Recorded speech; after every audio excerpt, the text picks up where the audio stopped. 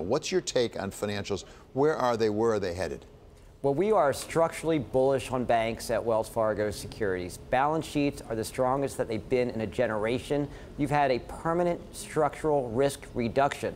Thank you, regulators. Regulators have forced banks to increase capital and liquidity, and now banks can withstand not just one financial crisis, but two financial crises, and that's based on the Fed's own data. Having said that, it's not just the risk reduction. Revenues have been somewhat flattish this decade, and we think revenues are poised to break out, a combination of the headwinds, the biggest headwinds, biggest non-credit headwinds in the history of U.S. banking, now over. In addition, a few interest rate hikes helps, and this is all before any big benefit from lots of rate increases, deregulation, or some sort of reflation trade. So you have revenues and returns going higher, risk going lower, and it's a paradigm shift for valuations when that happens. Now, does that positive outlook distribute evenly across the sector, and particularly when you talk about big money center banks as opposed to regional banks, as opposed to community banks, is it equally beneficial?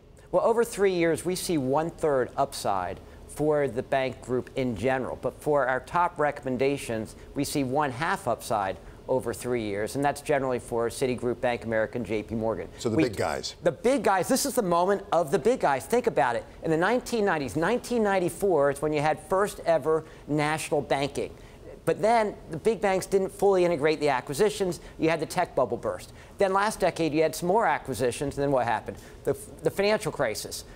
Lots of this decade, the big banks were cleaning up from the financial crisis. Now, for the first time since interstate banking relief in 1994, the big banks can focus on being a national bank. They can retool their operations. And one more thing, and they're not doing other bank acquisitions. They're not distracted. This is the time of the big banks finally doing what was promised from 1994.